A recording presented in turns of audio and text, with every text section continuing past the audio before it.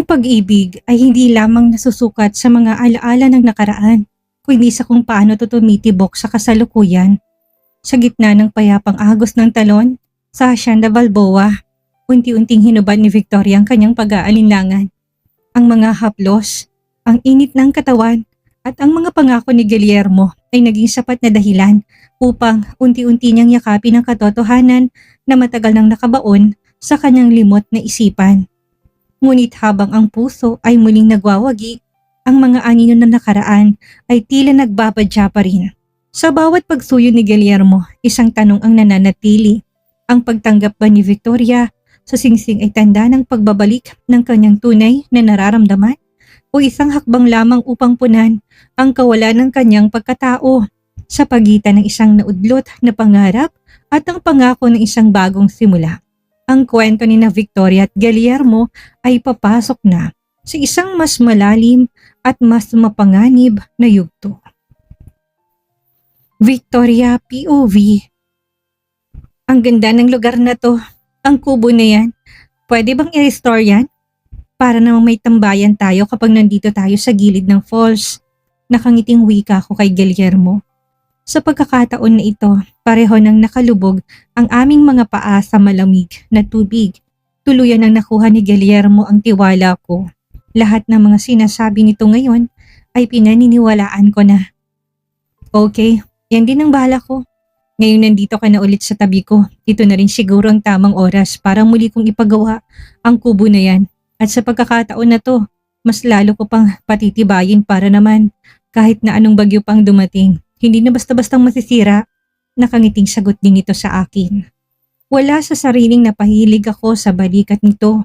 Ang isang braso ni Guillermo ay nakapulupot sa aking bewang habang isa nitong kamay ay hawak ang kamay ko. Victoria, I love you. I love you very much. Muli nitong bigkas sa akin.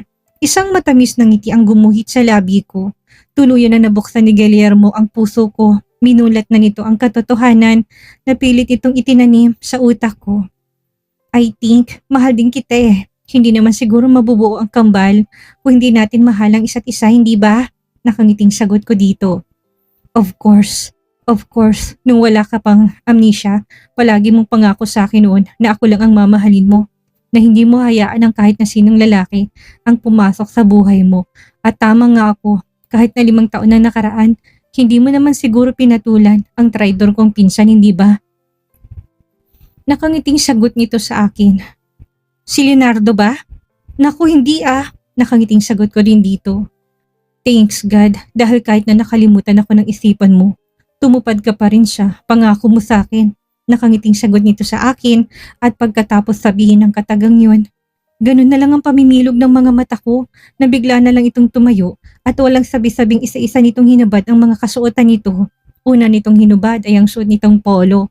Sinunod ang maong na pants hanggang ang boxer shorts na lang ang tinira at pagkatapos noon, walang sabi-sabing bigla na lang itong lumusong sa tubig. Guillermo, anong ginagawa mo? Nagtataka kong bigkas. Gosh, may balak ba siyang maligo? Malamang nasa tubig na siya eh. Ano pang hinihintay mo? Halika na dito. Huwag mo sayangin ang oras. Sobrang sarap ng tubig. Nakangiti nitong wika sa akin. Hindi ko naman mapigilan ang mapanunok ng laway. Nagpalingalinga muna ako bago ko muling nagsalita. Baka may makakita sa atin. At saka wala akong baon na damit o kahit na tuwalya man lang. Seryosong sagot ko dito. Victoria, noon palagi natin tong ginagawa. Kahit na walang baon na damit o tuwalya, palagi tayong naliligo sa falls na to. Walang ibang taong pumupunta dito kung hindi ako lang, kaya pwede mong hubarin ang kasuotan mo. Sige na, halika na. Nakangiti nitong wika, kaya naman kahit na nag-aalangan, dahan-dahan akong tumayo. Wala naman ibang huhubarin, kung hindi tong dress ko lang eh, pwede namang itira ang bra at panty. Tama, at saka pag-aari ni Guillermong lugar na to. Wala naman sigurong ibang tao na mangangahas na pumunta sa lugar na to, lalo na at kanina pa kami dito. Wala naman akong ibang nakikitang tao kung hindi kami lang dalawa ni Guillermo. Halika na, promise. Hindi ka magsisisi. Sobrang sarap ng tubig. May senyorita. Nakangiting muling wika ni Guillermo. May senyorita?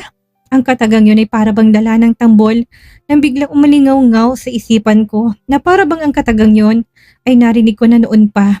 Siguro nga dahil kay Guillermo. Tama, baka yun ang palaging tawag ni Guillermo sa akin kaya ganun. Tsk, ano na? Ayaw mo bang maligo? Muli akong bumalik sa wisyo ng muling magsalita si Guillermo. Sa pagkakataon na to, medyo malayo na to sa akin kaya naman kahit nagdadalawang isip, pikit mata kong hinubad ang aking suot na dress.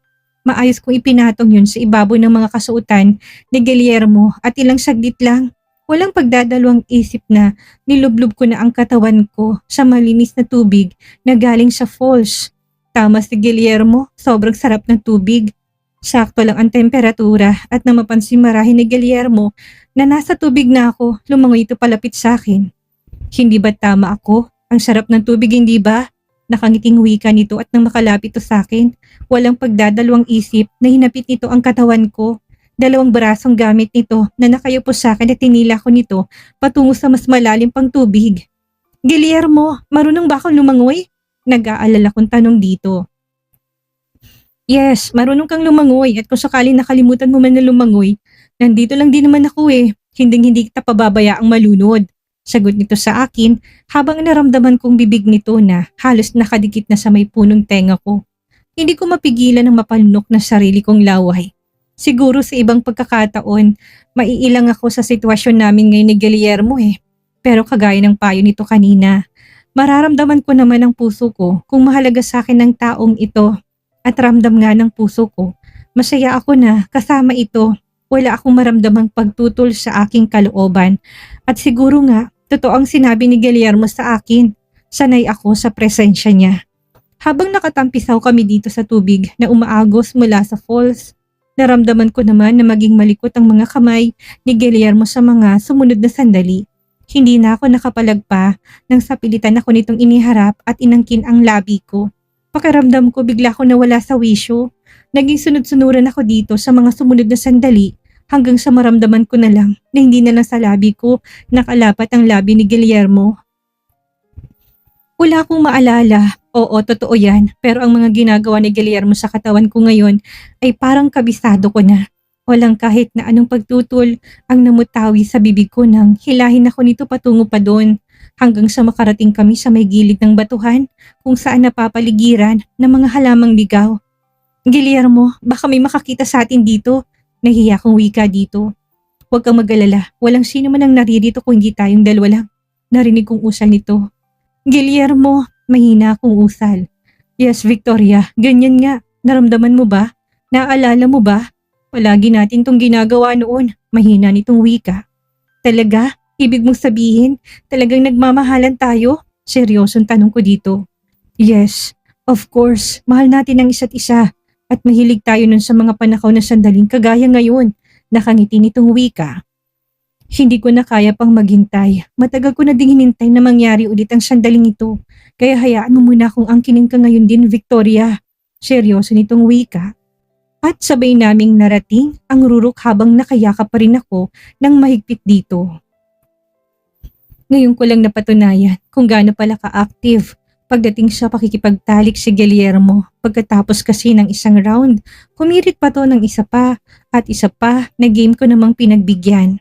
Pagkatapos ng mainit na sandali na pinagsaluhan naming dalawa, alam kong hindi na ako makakaligtas pa dito kay Guillermo. Alam kong wala akong choice kundi ang magtiwala dito, lalo na't napatunayan naman ito na compatible naman kaming lalong-lalo na pagdating sa pagpapaligaya sa isa't isa. Pagkatapos ng ilang rounds, pagod na pagod ang buo kong katawan. Feeling ko naubos ang labas ko at hindi ko na-appreciate kung gaano kaganda ang buong paligid. Ang gusto ko nilang ngayon ay umuwi ng mansyon at magpahinga na muna. Feeling ko kasi na-drain lahat ng lakas ko eh. Masakit ang pempem ko dahil sa walang humpay na pag-angkin nitong si Guillermo sa akin kanina. Here, uwi na tayo. Isuot mo na muna tong damit mo. Nakangiti nitong wika sa akin. Nagtataka naman ako na palingalinga. May hinahanap ang mga mata ko na hindi ko makita. Nasaan ang panty ko? Mahinang boses na tanong ko dito. Kaming dalawa lang naman ang nandito sa ilog pero para bang takot ako may makarinig sa amin na nawawala ngang panty ko. Hindi ko mahagilap. Oo nga nakita ko kanina na inaanod ng tubig. Nakangisi nitong sagot sa akin. Kaagad namang namilog ang mga mata ko sa pagkagulat. Ibig mong sabihin, sasakay ako ng kabayo ng walang panty? Nakangiwi kong wika. Nagulat na lang ako nang malakas itong tumawa. Well, wala tayong magagawa. Hindi na natin mahagilap eh. Huwag kang mag-alala, wala namang ibang makakaalam na wala kang suot na panty. Hindi ako lang. Nakangisi nitong wika, kaya naman kahit na nag-alangan ay no choice ako kundi umpisa ng ihakbang ang aking paa. Gosh, pati yung tuhod ko bigla na lang nawalan ng lakas. Mabuway ang bawat paghakbang ko na para bang matutumba ko at mabuti na lang talaga todo alali itong si Guillermo sa akin. Kulang na lang nabuhatin ako nito hanggang sa makarating kami ng kabayo.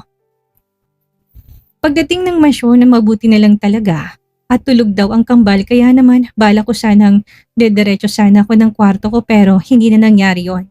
Dahil hinila na ako ni Guillermo patungo sa sarili nitong silid. Katuwiran nito, wala namang dahilan para maghiwalay kami ng kwarto lalo na at noon pa man ay may relasyon na kami. Sa bagay, tama nga naman ito. Pagkatapos ng mga nangyari kanina sa falls, magpapakipot pa ba ako? May dapat pa ba akong ikabahala?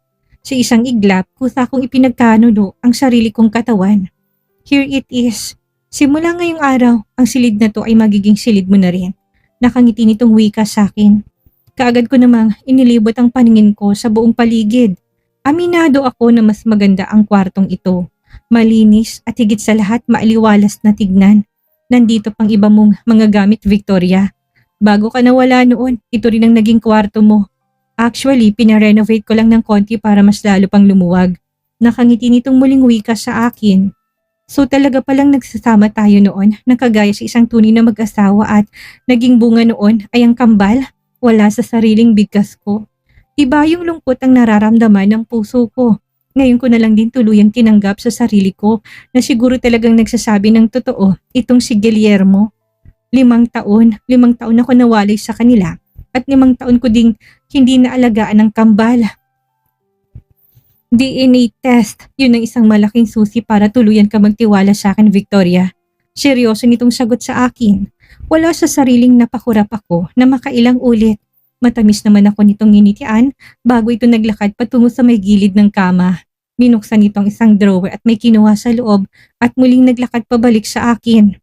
Victoria, kapag mapatunayan mo na nagsasabi ako ng totoo, pwede bang magpakasal ka sa akin? Seryoso nitong wika. Ituloy na natin ang naudlot nating plano noon. Magpakasal tayo. Dagdag pa nito sabay lahad ng kamay nito at tumambad sa paningin ko ang isang kumikinang na bagay. Isa yung napakagandang diamond ring. Hindi na ako makakapayag pa na muli kang mawawala sa akin kaya please, Victoria, pumayag ka na. Ituloy na natin ang naudlot nating plano. Magpakasal tayo at bigyan natin ng kumpletong pamilya ang mga anak natin. Seryoso nitong wika sa hindi malamang dahilan. Hindi ko na napigilan pa ang maluha. Napatitig ako sa hawak nitong singsing at nang hawakan nitong si Guillermo. Ang kamay ko't dahan-dahan nitong ipinasok sa loob ng daliri ang nasabing singsing. Hindi na ako nagprotesta pa. Hinayaan ko to. Mula noon hanggang ngayon, ikaw ang mahal ko at ikaw lang ang nag-iisang babae na gusto kong iharap sa dambana. Hindi man ako naging perfect na nobyo sa'yo. Pero asahan mong babawi ako, Victoria. Babawi ako, muli nitong sambit. Hindi naman ako nakainik pero nangyakapin ako nito ng mahigpit. Hindi ko na mapigilan pang mapahagulhol ng iyak. Hindi ko alam kung para saan ang iyak na ito. Pero wala lang, parang gusto ko lang umiyak dahil yun ang gusto ng puso ko. Guillermo, hindi ko alam kung anong isasagot ko pero lahat ng effort mo ngayon ay sobrang na-appreciate ko. Tulungan mo ko, Guillermo. Tulungan mong muling bumalik ang alaala ko. Mahina akong sambit. Hindi naman na din ito sumagot pa pero ramdam ko ang mas lalong paghigpit ng pagyakap nito sa akin.